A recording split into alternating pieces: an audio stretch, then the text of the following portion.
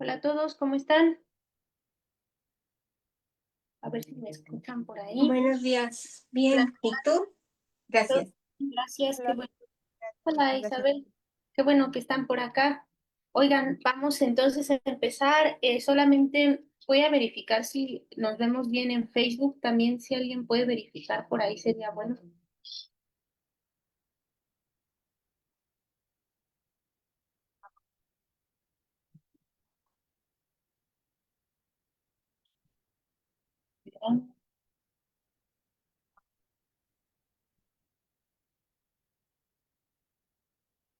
Listo, muy bien, muchas gracias.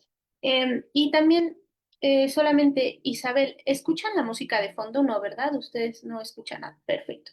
Muy bien, oigan, pues entonces vamos a empezar. Me da mucho gusto verlos por acá. Vamos a empezar a trabajar con un nuevo texto. Este nuevo texto se llama el Yoga del Bhagavad Gita. Está súper fácil de encontrar, se encuentra súper así fácil en Amazon. Em, También lo pueden encontrar ahí mismo en Kindle, o sea, pueden comprarlo solamente para leerlo en línea, o si quieren lo pueden comprar de manera física y está bastante sencillo de adquirir. Y lo que vamos a hacer es ir estudiando algunos capítulos de este libro. El libro es de Paramahansa Yogananda y el objetivo es que nosotros vayamos como estudiando la interpretación del Bhagavad Gita.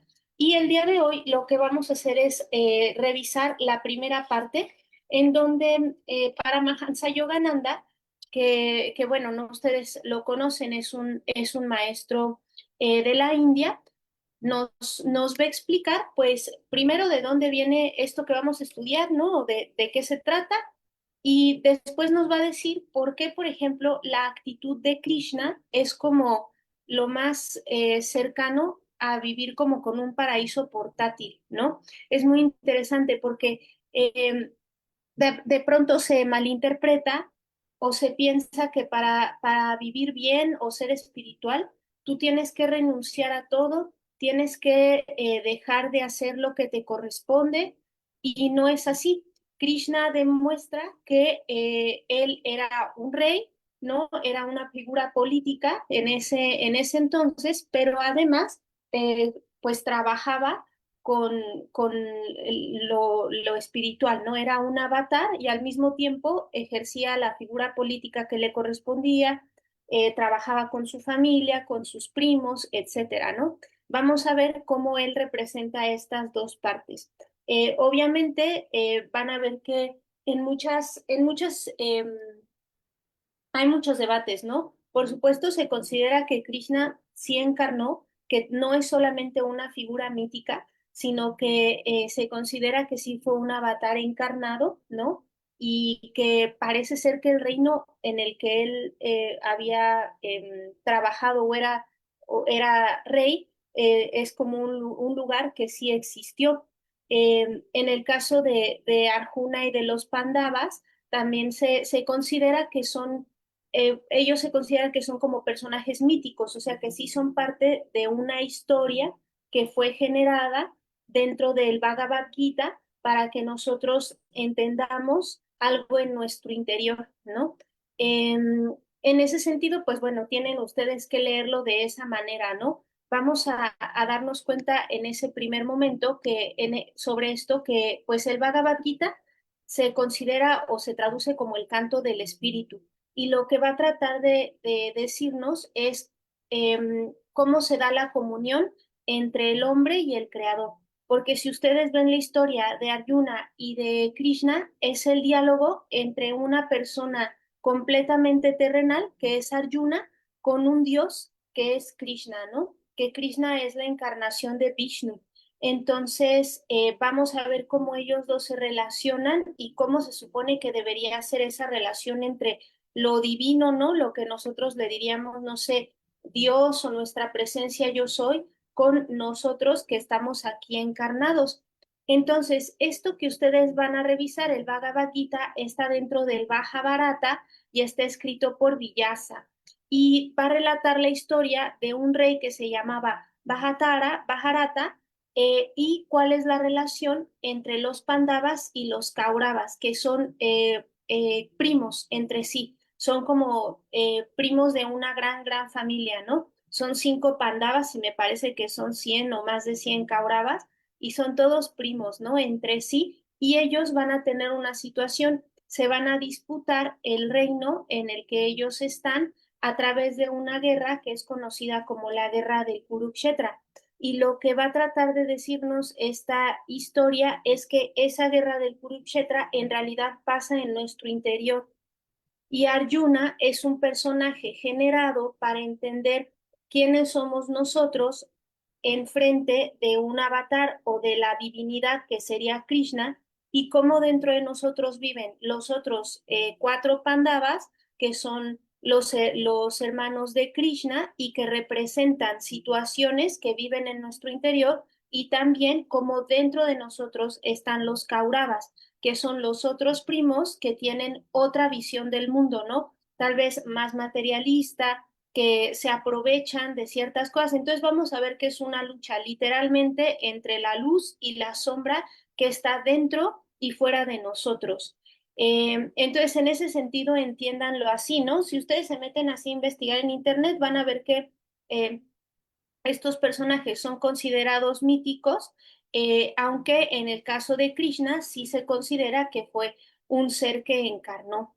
Eh, y vamos a revisar, ahí tienen la figura, si quieren así como entender la guerra del Kurukshetra, les recomendaba esta serie en donde van a poder ir viendo cómo será la historia de todos ellos. Al centro, así fue como Netflix representó a Arjuna con sus hermanos, que ahí tienen a Bhima, los gemelos y a Yurisdipa, que Yurisdipa que lo tienen aquí es quien es el rey del Dharma, porque van a ver que toda esta historia lo que trata de decirnos es que nosotros tenemos que ejercer la acción correcta. Hay una acción correcta que nosotros deberíamos de ejercer, pero para saber cuál es esta acción correcta, necesitamos de la guía de Krishna que si ustedes lo ven como paralelo a otras enseñanzas, es la guía del Cristo interno, ¿no? Pero Krishna lo va a guiar en una guerra, o sea, lo va a guiar en una guerra interna, que ustedes saben que las guerras en el exterior solamente ocurren porque en el interior de las personas están. Entonces, cuando ustedes ven que en una familia como que las cosas no andan bien, ¿verdad? Todo el mundo se está agarrando el chongo, etcétera. ¿Eso por qué existe? Pues porque dentro de los miembros de la familia hay eso. Y cuando ustedes ven una situación, ¿no? Familiar, una cuestión de una nación, el punto es que esas situaciones están generadas con los estados de conciencia de todas las personas que están involucradas. Entonces, pues hay que saber, ¿no? Como que todo eso nos corresponde, ¿no? Y lo interesante es que vamos a poder ver esto. Eh, sí, Francisco, se llama el yoga del Bhagavad Gita. Les voy a enseñar al final una portada para que lo vean, pero búscalo así en Amazon, se llama El yoga del Bhagavad Gita y el autor es Paramahansa Yogananda. Ya te lo escribí en el chat. Eh, y bueno, es una interpretación del Bhagavad Gita, ¿vale? A través de las enseñanzas del maestro Yogananda. Y bueno, fíjense bien, ¿qué nos van a decir por acá? En el Bhagavad Gita vamos a ver el diálogo entre Krishna, que es un rey terrenal y al mismo tiempo una encarnación divina, y su discípulo, que es el Pandava Arjuna. Entonces, vean, lo primero es que nosotros tenemos que ver cómo Krishna se maneja. Krishna tiene esta parte terrenal en donde sabe de las relaciones entre los diferentes lugares, de situaciones políticas. Él, lo van a ver, él nació en la cárcel, sus padres estaban encarcelados, él nació ahí y su padre lo sacó. Dicen que cuando nace Krishna en esa situación de la cárcel, porque sus padres estaban ahí injustamente, se abren las puertas de la cárcel de una manera milagrosa, a él lo sacan y lo llevan a orillas de un río. Y entonces él tiene una vida de carácter pastoril, es decir, va a crecer en las montañas con unos padres adoptivos y Krishna se va a dedicar a cuidar a las vacas y es como un pastorcito. Eso es muy interesante porque si se dan cuenta es una vida bastante normal, ¿no? Muy parecida a la del niño Jesús. Es una vida normal, encarnado ahí en las montañas, y de hecho dicen que algo interesante es que Krishna le gustaba hacer travesuras, hacía cosas chistosas y además le gustaba comerse el queso, la leche, la mantequilla que producían en el pueblo y que la gente, de hecho, si ustedes vieron la serie, ustedes van a ver que al final les dice, ustedes se ponían súper enojados cuando yo me robaba la mantequilla, o sea, y cuando me comía el queso, ¿no? Y eso es como también una forma de decirnos, ¿no? La vida externa no tendría por qué sacarnos de nuestras casillas nunca, ¿no? No tendríamos por qué identificarnos en eso.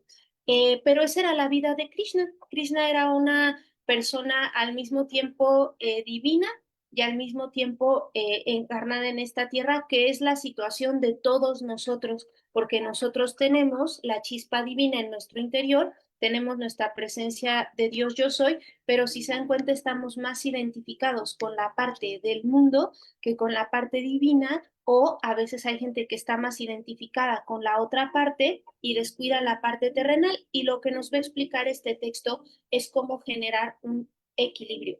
Antes de empezar, dice Paramahansa Yogananda que es bien importante saber cómo es que debemos de leer cualquier texto sagrado como el Bhagavad Gita. Lo primero que nos dicen es que todos estos textos tienen códigos simbólicos. Todo está lleno de símbolos y estos símbolos se generan a través de figuras retóricas como los símil. Ustedes ubican, ¿no? El símil es una similitud, es decir, esto se parece a esto, ¿no? A tal cosa. Y es interesante, también utiliza las metáforas. Hay muchísimas metáforas, ¿no? Para entender cómo es que se lleva a cabo la guerra del Kurukshetra o qué simboliza cada uno de los pándavas o qué significa o qué simboliza cada uno de los Kauravas, y también alegorías. Entonces, no es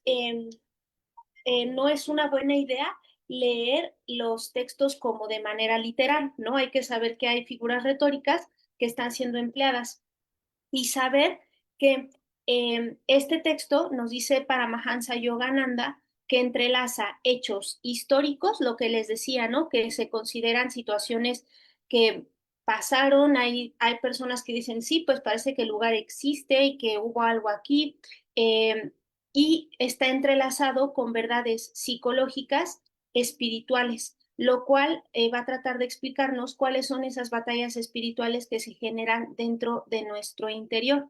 Entonces, bueno, se entrelazan estas historias con verdades psicológicas y espirituales. Vamos a buscar entender cómo es que esa batalla espiritual se da dentro de nosotros. Entonces, cada vez que hablen de Arjuna y de los Pandavas y de los Kauravas, no pierdan de vista que esto se trata como de nosotros, ¿saben? De nosotros mismos en el interior. ¿Qué es importante hacer respecto a a estos textos? Dice Paramahansa Yogananda, primero, no hay que inferir significados que jamás se pretenden. No intenten extraer un sentido espiritual de cada palabra, porque si tú le entras hacia el texto, puedes hacer interpretaciones que no vengan al caso. Por eso nosotros vamos a leer una interpretación del texto que va a ser la interpretación que da Paramahansa Yogananda, que pues por supuesto es un maestro con mucha experiencia, ¿no? Que por supuesto también viene de la India, conoce todas esas tradiciones, entonces lo vamos a leer a la luz de Paramahansa Yogananda para no hacer tal vez nuestra propia interpretación y que podamos derivar algo que no tiene, que no hay la intención de que sea interpretado así. Dice, hay que comprender también todas las escrituras a través de la intuición. Tú tienes que ver la guerra del Kurukshetra y leer sobre esto, pero estando en sintonía con la realización interior de la verdad. Es decir, tú tienes que leer esto buscando la verdad de tu interior, no nada más como una historia, ¿no? No nada más como, digo, está súper padre verla en Netflix porque pues se entiende, y tiene un montón de efectos especiales, y tiene música, y es padrísimo ver a Krishna y a Arjuna, pero tienes que leerlo como con esta parte de querer descubrir una verdad interna, saber eso, qué es lo que te está comunicando y no solamente como una cuestión de cine, ¿no? De algo padre que ver. Y obviamente Paramahansa Yogananda dice que todas las grandes escrituras deben leerse con la ayuda de un gurú. Un gurú es alguien que posee la realización divina. Ojo, eh, un gurú es alguien que tiene una relación con Dios, una relación palpable y una relación comprobable, una relación que tú la puedes ver con Dios. Cuando los discípulos de Paramahansa Yogananda hablan, dicen que lo que más, sobre todo, hay una charla en internet que es de la persona que cuando Paramahansa Yogananda desencarna, ella queda como trabajando a la cabeza, ¿no? De todo el Self-Realization Fellowship y ella comenta que lo que más amaba de Paramahansa Yogananda, pues era este amor que él como que tenía por Dios, ¿saben? Cómo es que él expresaba su amor por Dios y él decía, pues él nunca quiso como que nosotros viéramos nada, él nunca quiso que nosotros pues, no sé, lo viéramos en trance. No, él hacía sus cosas, él simplemente estaba con Dios en la meditación. Y a él, por supuesto que nosotros lo consideramos un verdadero gurú porque él tiene una relación con Dios, ¿saben? Y por ejemplo, cuando hay una verdadera relación con Dios, no hay deseos de dominar a otro. Y un gurú no quiere nada de sus discípulos. Lo único que quiere un gurú de sus discípulos es que puedan experimentar a Dios, que puedan unirse con Dios, ¿no? Y eso es lo que hacía Paramahansa Yogananda. Entonces, con la ayuda de un gurú, uno puede acercarse a esas escrituras porque el devoto va a utilizar la percepción intuitiva, ¿no? A la luz del gurú para romper la cáscara del lenguaje y la ambigüedad, ¿no? Porque obviamente en estos textos pues se nos ayuda a pensar. ¿Por qué mucha gente pues no le gusta esto o prefiere no estudiarlo? Pues porque esto te tiene que hacer pensar un chirris, o sea, ustedes van a verlo, leer este texto, como son muchos personajes, es muchas ideas, igual situaciones que nosotros no comprendemos o no dominamos porque es una realidad muy ajena a nosotros por ahora que estamos encarnados en Occidente, es cansado entrar como este tipo de textos, pero el punto es que a la luz de un gurú, por ejemplo, de Paramahansa Yogananda, uno va teniendo la capacidad de romper el lenguaje, de decir, ¿por qué este Pandava se llama Arjuna? ¿Por qué este se llama Bhima? ¿Qué significa? ¿Vale? Otra de las cosas que nos recomienda Paramahansa Yogananda, ahora lo vamos a ver acá, ahorita me regreso acá, es que entendamos que, denme un segundo, quiero acá. Es que entendamos que hay como también una relación bien interesante entre Krishna y Jesús. Ahora nos lo va a enseñar. Krishna es considerado el señor del yoga, el maestro del Gita, es decir, de todo el Bhagavad Gita, él va a ser como el maestro y se considera como el señor del yoga. Yoga, ustedes lo han leído en muchas acepciones, es la unión con Dios, etcétera. Y Paramahansa Yogananda y los discípulos del Self-Realization Fellowship explican que el yoga se entiende como hacer todo con la presencia de Dios, todo con la presencia de Dios. Eso es la unión con lo divino, que tú puedas hacer todo, hasta lo más simple, con la compañía de Dios. Hay un texto que en algunas charlas del Self-Realization Fellowship, en una lo compartieron y me pareció interesantísimo porque en otras enseñanzas, particularmente en otros grupos que estudian enseñanzas que también vienen de la India, de Ramana Maharshi, de Paul Brunton, también me recomendaron este libro. Es un libro que se llama La práctica de la presencia de Dios del hermano Lorenzo. Lo pueden encontrar así en internet. Práctica de la presencia de Dios del hermano Lorenzo. Está en español. Lo pueden encontrar en muchos idiomas, pero un devoto, una persona del Self-Realization Fellowship explicaba que ahí se encontraban como muchas de las raíces o mucho de lo que anima el movimiento del Self-Realization Fellowship, que es vivir en la presencia de Dios. Yo empecé a leer ese libro, no lo he terminado, pero es interesante. Esta persona trabajaba en un monasterio. Entró un día a trabajar en un monasterio y me parece que limpiaba la cocina o algo por el estilo, pero empezó a experimentar lo que significaba hacer las cosas en la presencia de Dios. Y eso no necesitas nada especial ni ser nadie especial, nada, o sea, eres tú haciendo las cosas en presencia de Dios, ¿no? Algunos repiten el nombre de Dios, otros cantan, otros traen la atención al cuerpo, tratan de estar en el presente, que eso es una de las grandes, digamos, em, enseñanzas, ¿no? Que nos deja esto que comparte Paramahansa Yogananda y es olvide el pasado y no se preocupe por el futuro. Trate de estar en el presente, ¿no? Porque si no, usted no va a lograr aprender nada. Olvide el pasado y no se preocupe por el futuro. Entonces, este Krishna va a ser el maestro del yoga. Él va a tratar de explicarnos cómo vivir con la presencia de Dios para realizar una acción recta o una acción correcta. Y en este sentido nos señalan en el texto la similitud entre Krishna y Cristo. Cristo. Primero nos dicen, hay una similitud en el nombre, ¿saben? En cómo suena, en cómo está escrito en estos dos títulos. Además, hay una similitud en lo milagroso de sus nacimientos. Ustedes ya conocen el nacimiento del Maestro Jesús y Krishna, sus padres son Vasudeva y Devaki, que habían estado mantenidos en cautiverio justamente en la cárcel por su hermano llamado Kansa, por el hermano de Devaki que se llamaba Kansa. Y ellos dos estaban ahí y tuvieron en la cárcel a Krishna. Y como les comentaba, de la nada, cuando nace Krishna, se abren las puertas y él es tomado y llevado a la orilla de un río, ¿no? Entonces, también algo interesante es que Jesús siempre fue conocido como el buen pastor, ¿no? Como el pastor de las almas, y Krishna a su vez era un pastor de vacas, ¿no? Él llevaba los rebaños de las vacas. Nosotros, por ejemplo, en la tradición cristiana, conocemos lo que se llama la conciencia crística universal y del otro lado se conoce la conciencia universal de Krishna, que si ustedes buscan sobre el movimiento Hare Krishna, ellos hablan de esto, de la conciencia universal de Krishna, pero ambos lo que hacen es hablar o a lo que hacen alusión estas conciencias crísticas es a las del Hijo, a la idea del Hijo unigénito o del único reflejo no distorsionado de Dios, que sería Jesús, ¿vale? Que nosotros así lo conocemos, ¿no? Jesús encarnando el Cristo es el Hijo de Dios que impregna todo con esa presencia divina.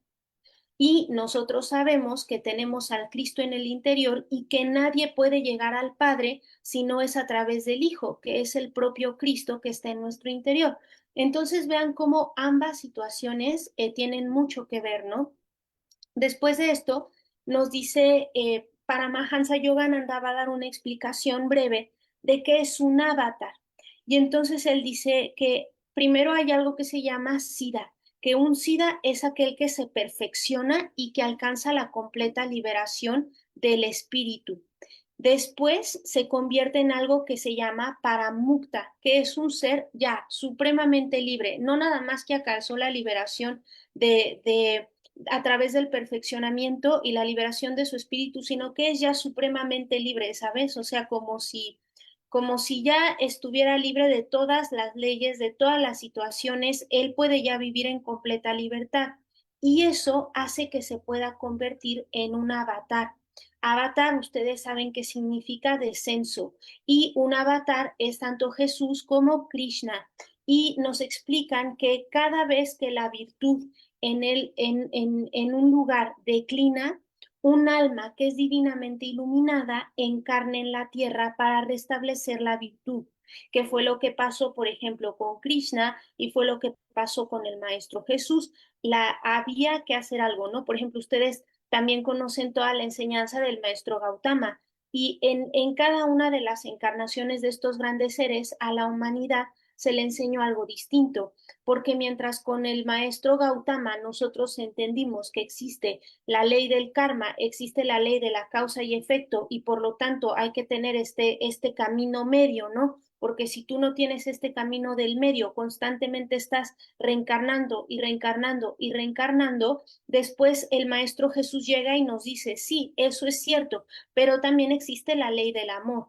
La ley del amor incluye la ley del perdón, incluye la capacidad o la oportunidad de perdonar los errores, que si se dan cuenta es el centro es uno de los pilares fundamentales de la enseñanza de Jesús, el perdón, ¿no? La capacidad de la resurrección, de resurgir, etcétera. Y entonces, un avatar cuando viene a la Tierra tiene siempre dos propósitos. Dice Paramahansa Yogananda que es un propósito tanto cualitativo como cuantitativo, porque un avatar va a compartir enseñanzas sobre la lucha del bien y del mal. ¿Para qué? Para elevar en cantidad el nivel espiritual de la población en general, que fue lo que hizo el Maestro Jesús. Él reunía a un montón de personas y buscaba, ¿no? Como un instructor, no un comunicador, él era un instructor, él a través de esa enseñanza elevaba a muchísima gente a otro, en su conciencia, a que pensaran de forma diferente, a que pensaran de manera nueva. Y si se dan cuenta, eso también es hacer yoga, porque para que tú te puedas liberar de todo el maya, lo que necesitas es entrenar la mente, ¿no? Y nosotros entrenamos la mente meditando, la entrenamos estudiando. Necesitas poner tu mente aquí y estudiar. ¿Y cómo se libera la mente o cómo se transforma la mente? Pensando ideas nuevas. Si tú no piensas en ideas nuevas, la mente no se transforma. Por eso mucha gente ya ven que pues está dándole vueltas a lo mismo. ¿Por qué? Porque no piensa en ideas nuevas, no se da chance de estudiar algo nuevo, de leer un libro nuevo. Incluso miren, ya si no te gusta la lectura, pero ver algo que sea inspirador para ti, poderlo estudiar y tener esta cuestión nueva en tu mente, ¿no? Y otra de las cosas que hace un avatar es tratar de forjar otras almas para que posean la realización divina, ¿no? Como Arjuna, en el caso de Krishna, ¿no? Como los discípulos de Jesús, y que estas personas puedan ayudar a tantos como les sea posible para que alcancen la liberación, ¿no? Entonces es un trabajo literal, pues de pastores de almas, ¿no? De ir recogiendo estas almas. Entonces, vamos a ver que lo que buscan estos avatares, como Krishna, que es a quien vamos a estudiar, es la realización divina. Y la realización divina se logra con el lazo entre el gurú y el chela, entre el gurú y el discípulo. La realización divina necesita de ese camino, que exista un gurú, alguien que ya tenga una realización, una verdadera relación con Dios y un discípulo.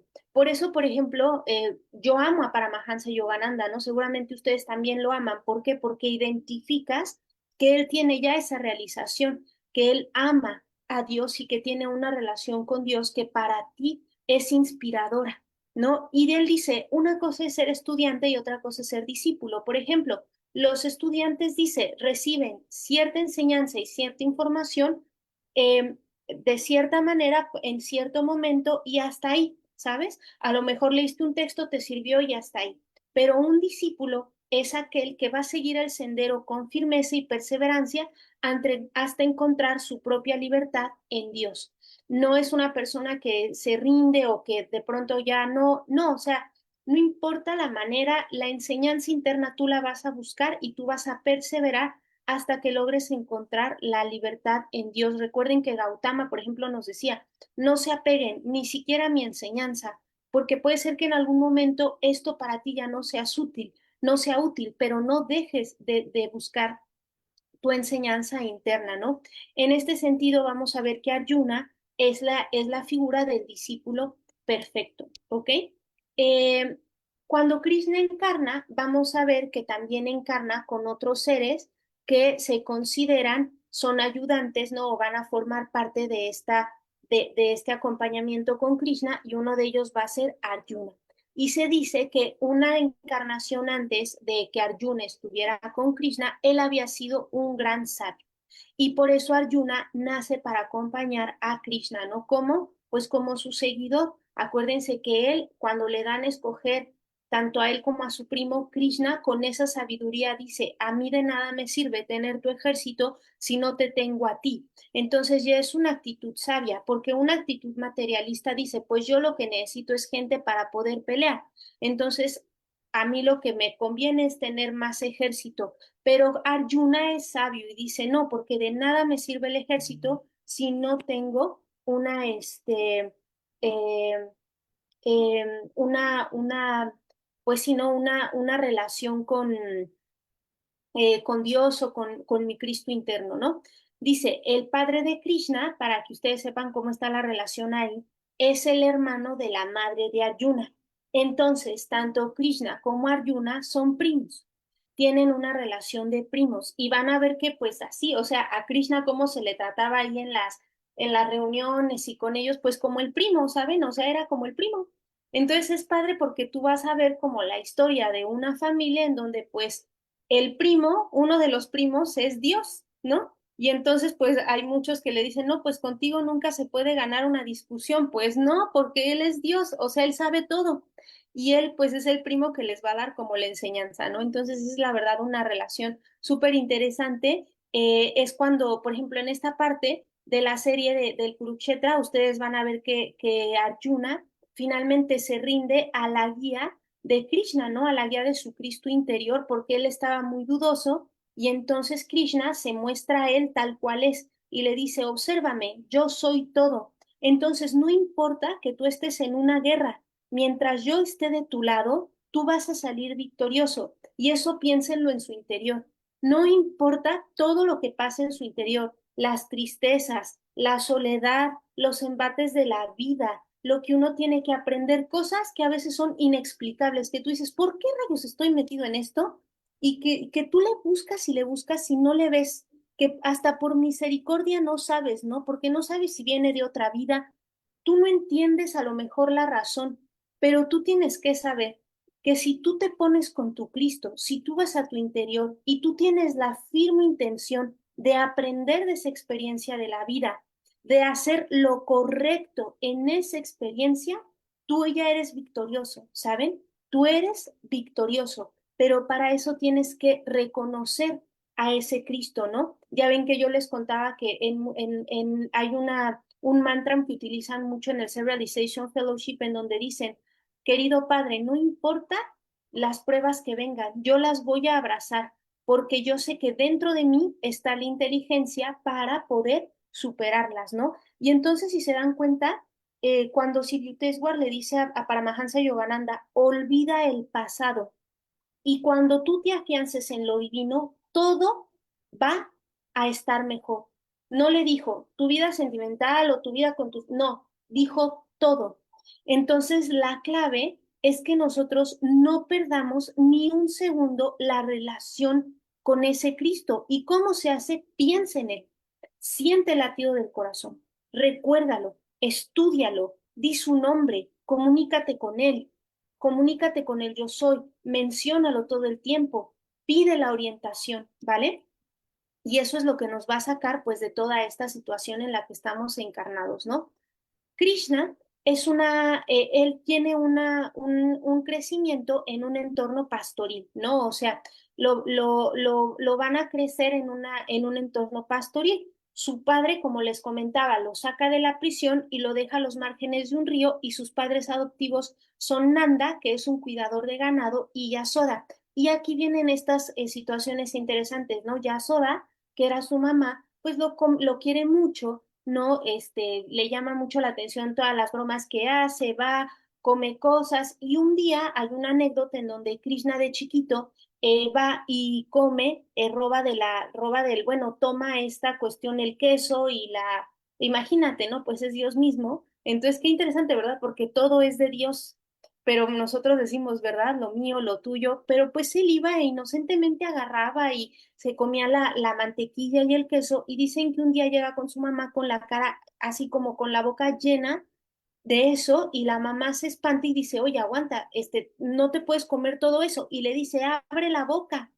Y cuando él abre la boca, su mamá ve en el interior el universo. Dicen que ella vio hasta su propia imagen, ¿no? Cuentan, dice, y Krishna le deja ver hasta su propia imagen dentro. Y bueno, pues ella dicen que esta figura de la madre de Krishna comprende que no está ante un ser humano sin la realización de Dios, sino que vive con un ser humano que tiene, pues ya, o sea, una relación y una realización de Dios en sí mismo, ¿no? Entonces, pues bueno, Krishna va a crecer con sus padres adoptivos, pero vean qué interesante. Llega un momento en donde él va a tener que salir de esa esfera a realizar lo que sí le tocaba hacer. Durante toda su infancia, durante toda su juventud, todo el tiempo él estuvo relacionado también con los pastorcitos y las pastorcitas que también cuidaban de las vacas, ¿saben? Y entonces están se llaman gopas y gopis, que ellos cuidaban de los rebaños, de de, eh, de los rebaños, y Krishna tocaba la flauta y bailaba con ellas. Recuerden que esto es simbólico, no es como que tuviera amoríos con ellas, sino que él bailaba con ellas y el tocar la flauta representaba como a través de la meditación y de ese goce de relación con Dios, tú de ese goce de escuchar la flauta entras en samadhi, entras en esta relación con Dios.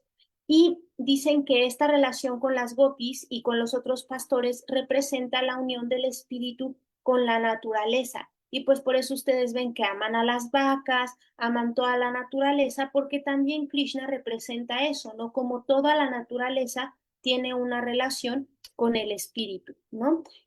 Después de esto es interesante, cuando él crece, él termina su vida con sus padres adoptivos y Krishna tiene que cumplir el propósito como su plan divino de perfección. Y su propósito era ayudarle a los virtuosos, es decir, a los pandavas, que esa parte está dentro de nosotros, a librar las batallas entre el bien y el mal. Entonces él regresa a donde están sus padres en la cárcel, los libera y cuando sus padres salen, lo envían a él y a uno de sus hermanos a recibir instrucción a un ashram, ¿no? Al hermano de Krishna lo envían al hermano, si es el hermano mayor de Krishna, creo que si es el mayor, lo mandan a recibir instrucción a un ashram, ¿no? Entonces vean, como Jesús, ¿no? O sea, también le tocó ir a recibir instrucción, ¿no? Jesús tiene ahí sus años perdidos que sabemos que tiene que ver con la instrucción que recibió, etcétera. Pero vean cómo Krishna no deja de cumplir su cometido. Él tenía que regresar a ese sitio y tenía que trabajar con los Pandavas y con los Kauravas, ¿no? Eh, en este sentido, Krishna va a desempeñar sus deberes reales como rey, va a establecer un reino y siempre va a estar al lado de los Kauravas y de los Pandavas, ¿no? Perdón, aquí es Pandavas que el corrector pone Pandavas, pero es Pandavas, ¿no? Y una vez es interesante que él termina su misión, él se va a retirar a los bosques, ¿saben? Él va a terminar toda su misión con los Pandavas, con los Kauravas, y él se va a retirar al bosque. Y en el bosque él va a ser confundido con un ciervo y le van a disparar una flecha, le van a dar en un talón y va a empezar a sangrar y va a desencarnar.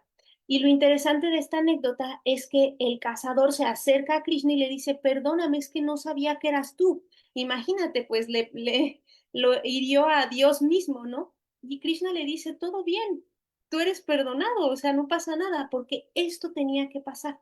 Yo ya terminé, así que esto es lo que tenía que pasar, no pasa nada, es correcto. Entonces, vean la serie del Kurukshetra y van a ver que cada vez que le dicen a Krishna, dinos si vamos a ganar, Krishna les dice, lo que tenga que pasar, va a pasar, pero nosotros vamos a ir con toda la intención de hacer lo correcto, ¿no? Entonces es como en nuestra vida. Nosotros somos dueños de de nuestra propia vida en ese sentido, en que tú tienes la capacidad de poner delante de ti y ante todo a la sabiduría interior, al Cristo, al Espíritu. Ahí está el hacer lo correcto, ¿sabes? Entonces tú vas a estar ahí. Si de pronto la vida, ¿verdad?, toma un giro que a lo mejor tú no entiendes, etcétera, de todas formas tú vas a hacer lo correcto que es ahí, ¿no? Trabajar, trabajar. La vida va a obedecer a tu pensamiento, a tu sentimiento. Habrá algunas cosas que vas a tener que vivir. A lo mejor son cosas karmáticas que te van a dar alguna experiencia, pero lo correcto es siempre hacer todo a la sombra del Cristo, ¿no? O a la sombra de la presencia yo soy. Entonces, en este sentido, Krishna, después de que libera a sus padres y empieza a ejercerse como un rey, empieza a ejercer como un rey, etcétera, se va a convertir en el gurú y el consejero de su primo Arjuna. Él lo que hace Krishna es que predica el camino de la acción correcta.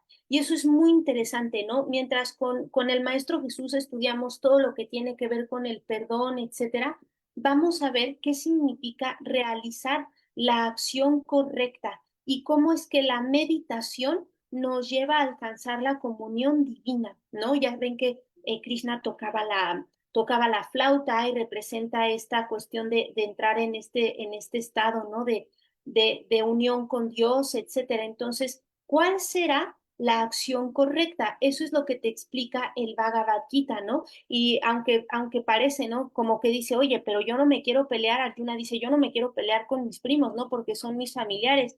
Y Krishna le dice, pues sí, nada más que ese familiar es un tal por cual, ¿no? O se hizo tal, tal y tal. Y obviamente no te está diciendo que te pelees con tu familia, te está diciendo, ve el símbolo de lo que esa persona representa. Y tú no puedes permitir que eso que vive en ti te dirija.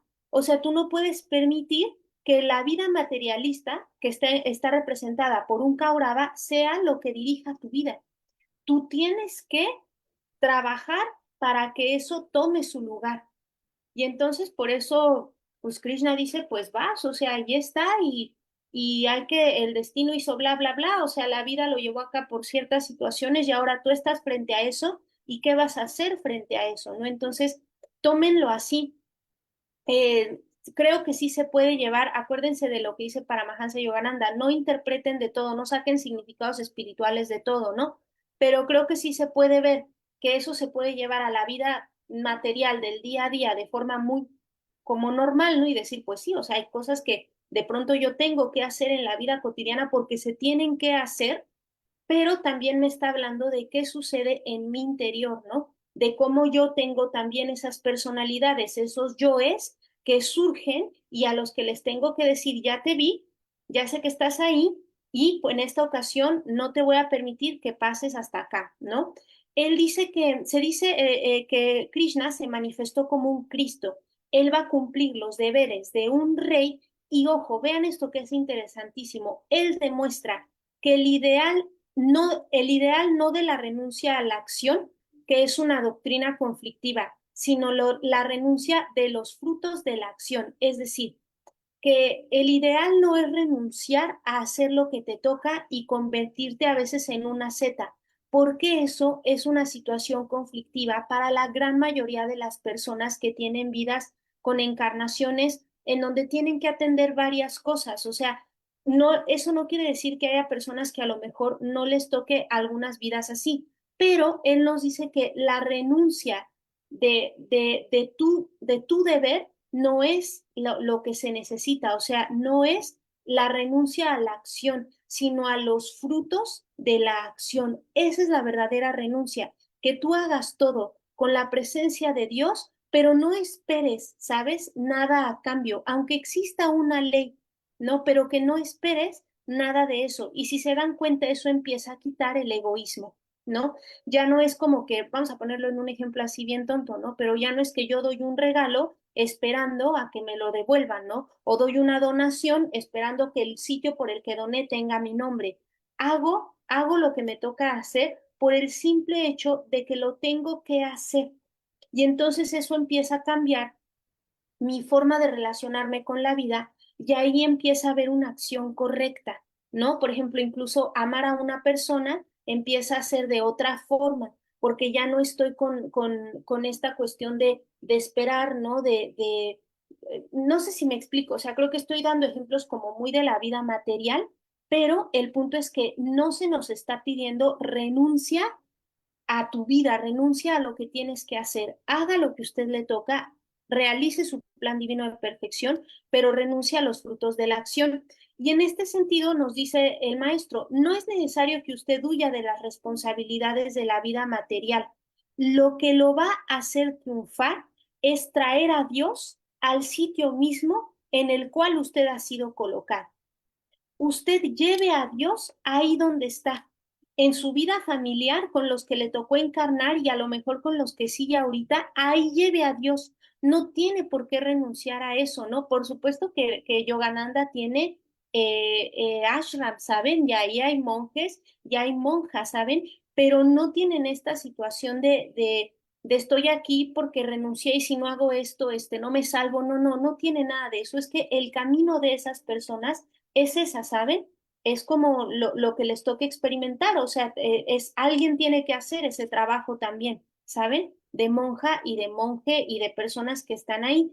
Pero el punto es que ahí ellos tienen que llevar a Dios, ¿no? A todo, porque estas personas también tienen vidas normales, ¿no? Se hacen vidas cotidianas, mantienen unas ramas, hacen de comer, se relacionan entre ellos, tienen algunas dificultades. El punto es, usted lleve a Dios a eso.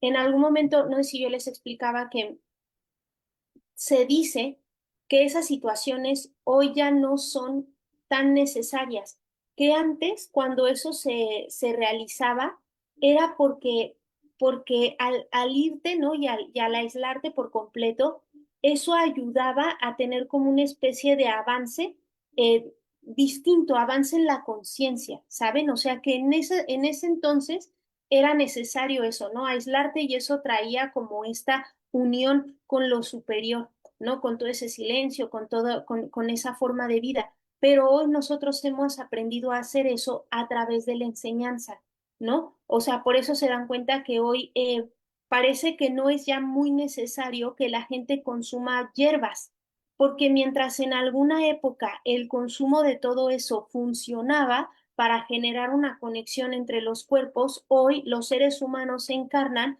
con toda la capacidad de generar eso a partir de una situación, de un trabajo mental, de un trabajo emocional, del yoga, pues de la meditación. Entonces eso ya no se vuelve necesario. Entonces nos dice Paramahansa, en este texto se van a dar cuenta que se nos dice que si usted renuncia a los objetos externos, cuando todavía usted tiene apego a ello, le va a traer hipocresía y también engaño. Le va a costar mucho trabajo. Entonces van a ver que son cosas extrañas, ¿no? Gente que está desapegada pero reclama o se queja. Entonces, esto es interesante. Dice, para evitar los extremos, el ser humano tiene que entrenar su mente. ¿Cómo? Con la meditación. Porque en la meditación ustedes pueden eh, sentir la relación con Dios de una manera muy pura, de una manera muy directa, ¿saben? Obviamente la relación con Dios se puede sentir al tomar agua, al caminar, al comer, pero en el silencio de la meditación, esa relación es muy, pero muy palpable, ¿saben?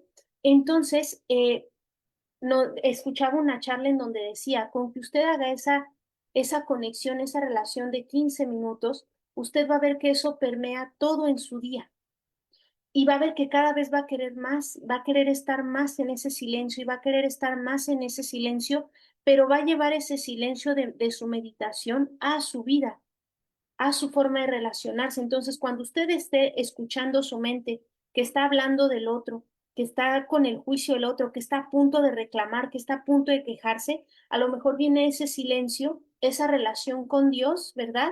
Se hace palpable ahí y modifica nuestra manera, ¿saben? A lo mejor modifica nuestra forma de relacionarnos con el otro, nos pone más en silencio, no expresamos lo que no es necesario. Y entonces nos dice el maestro que para que esta relación, el establecer este control, este entrenamiento de la mente, no es un control, es un entrenamiento de la mente, hace que tengamos una vida cotidiana y al mismo tiempo tengamos la conciencia de Dios en nuestro interior. Es importante meditar tanto en silencio, ¿verdad? Yendo a nuestro interior, como también eh, hacerlo en la vida cotidiana, ¿no? Paramahansa Yogananda tiene un método científico de meditación que se llama Kriya Yoga. Si ustedes se meten a la página del Self-Realization Fellowship, tiene muchas instrucciones. Y si tú quieres trabajar con las enseñanzas como tal, te inscribes, te van a pedir ciertas cosas y van a mandar a tu casa, ¿no? Algunas cosas para que tú puedas estudiar y aprendas la manera científica de cómo ellos meditan, que tiene que ver con un reconocimiento de Dios en la espina, en la columna, en la espina, en la columna vertebral. Entonces es completamente científico, ¿no? Y aquí viene esta idea del paraíso en el interior o el paraíso portátil. Fíjense lo que dice. Si usted trabaja, es decir, se hace su día a día sin expresar la paz de Dios en su interior, usted vive en un infierno. Pero si usted hace todo sintiendo el gozo de Dios brotando desde su interior, usted trae un paraíso portátil. Entonces, no importa si usted tiene que treparse un bus al metro, manejar 2 horas, hacer comida para tres, para 25, arreglar el jardín, no importa, porque usted lo va a hacer gozoso, porque usted está conectado con la vida. Fíjense que hay una situación bien interesante, seguramente ustedes conocen a Joe Dispenza. Joe Dispenza, no sé si lo conocen, tiene una cosa muy interesante que se llama Deja de ser tú. Joe Dispenza fue una persona que tuvo un accidente, él era multimillonario, tuvo un accidente y quedó cuadrapléjico, no se podía mover. Y pues estaba tirado en una cama después de poder hacer todo, hacer nada. Y la gente pues le tenía hasta compasión, ¿no? O sea, como a veces hasta lástima, ¿no? De, uy, no, pues ya te quedaste así, no sé qué, bla, bla, bla. Y él, en ese estado en el que estaba, sin poder moverse, dice que empezó a identificar que dentro de él había vida. O sea, vean cómo él entró por otro lado. Él entró como por una cosa de observación y de mucha ciencia. Él sintió que dentro de sí había vida. Y él no sabía que eso era Dios ni le llamaba Dios. Simplemente sintió que dentro de él y a pesar de que no se podía mover, había vida. Y lo que hizo Joe Dispenza fue que al darse cuenta de eso, empezó a imaginar que su columna vertebral se reconstruía. Y él imaginaba una vértebra, otra vértebra, otra vértebra, otra vértebra, otra vértebra, y como esa columna la tenía destrozada, él la imaginaba reconstruida. Y dice que le tomaba mucho tiempo poder concentrarse e ir uno por uno, uno por uno, uno por uno, uno por uno, ¿saben? Pero él reconocía que lo estaba haciendo eso a partir de la vida en su interior, que había algo que estaba en su interior y que con la mano de esa vida, él estaba reconstruyendo mentalmente la columna vertebral. Obviamente se dio cuenta que necesitaba conectar su mente con la emoción. Necesitaba no solamente reconstruir mentalmente la columna, sino sentir lo que eso significaba, porque se dio cuenta y después lo comprobó que todo lo que tú sientes verdaderamente y lo piensas es como si tu cerebro lo estuviera viviendo. Tal cual, una situación mala lo estás viviendo. Por eso cuando vas al pasado, tú estás reviviendo eso y tu cuerpo se enferma. Entonces él se dio cuenta que cuando haces eso, estás reprogramando tu cerebro. Y el resultado es que después de un tiempo, Joe Dispenza volvió a caminar, se le reconstruyó la columna. Y tú lo ves y esa persona camina y otra vez es millonario y tiene un montón de negocios y bla, bla, bla. Hace libros, etcétera. Y le explica a la gente eso. Les explica mucho sobre provisión. O sea, tú no puedes ser opulente si tú no sientes eso. Y si tú estás siempre condicionado por el pasado, siempre estás condicionado por el pasado, porque lo que él comprobó es que él podía dejar de lado eso que le pasó y creer en un futuro que él no había visto. Él tenía que tener fe en un futuro que no había visto, en que podía volver a caminar, ¿saben? Entonces, esto es bien interesante porque tú tienes que entender que esa vida vive en tu interior y tienes que hacer todo sintiendo esa vida en tu interior que nosotros le llamamos Dios. Entonces haces todo, ¿no? Cocinas con ese Dios en tu interior, caminas con ese Dios en tu interior, sintiendo vida en tu interior. Eso es lo que nos está diciendo Paramahansa Yogananda. Eso es un paraíso portátil. No te vas a equivocar, independientemente de las situaciones, vas a poder estar, digamos, neutral, bien, gozoso, independientemente de lo que pase, porque tú vas a tener a Krishna de tu lado, tú vas a tener a Cristo de tu lado, pero a partir de ese reconocimiento, trata de vivir con esa paz de la vida en tu interior en todo momento. Y por eso ellos dicen, ¿no? Por ejemplo, dicen los devotos, que cuando tú estás en una situación que tú no entiendes, tú puedes decir, yo no lo entiendo, pero la Madre Divina y mi Padre sí. Y con eso estoy tranquilo. Por eso nos dicen en este texto que una vida equilibrada es tener un contacto con Dios mediante los métodos graduales del yoga. Eso es una vida equilibrada, que tú hagas tu vida, pero que a través del yoga, a través de la meditación, a través del entrenamiento de tu mente, estés en continuo contacto con Dios, que es la historia de Arjuna en una guerra en sí mismo, en contacto con su Cristo. Y a veces se le olvida, ¿verdad? ¿No? A veces Krishna tiene que voltear y decirle, oye, capta, estoy aquí, te estoy diciendo que hagas esto, confía en mí. No, pero es que mira que ya bajó el sol, confía en mí. No es que se haya acabado el día, es que solo el sol está oculto detrás de las nubes. Tú sigue luchando. Entonces tú ves cómo Arjuna empieza a construir esa verdadera fe y esta actitud de decir, vale, yo voy a tratar de hacer todo sin dejar de pensar en mi yo superior. Si ustedes revisan muchas enseñanzas, de eso se trata. Simplemente tiene diferentes matices, pero casi todas las enseñanzas, no casi todas, todas las enseñanzas reales hacen esto. No pierda de vista lo que ustedes, no pierda de vista su yo superior, no pierda de vista eso, ¿vale? Oigan, pues esta es la parte que teníamos planeada para el día de hoy, que es esta primera parte del libro de Yoga del Bhagavad Gita, que está escrita por Paramahansa Yogananda, y vamos a seguir viéndola la próxima semana. Me dio mucho gusto verlos por acá. Les mando un gran saludo. Solo quería ver si por acá todo está bien.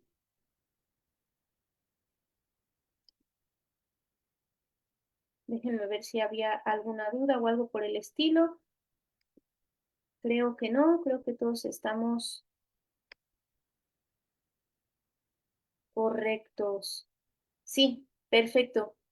Pues muy bien. Gracias a todos por estar acá. Que tengan un muy lindo día. Hasta luego. Gracias, hasta luego.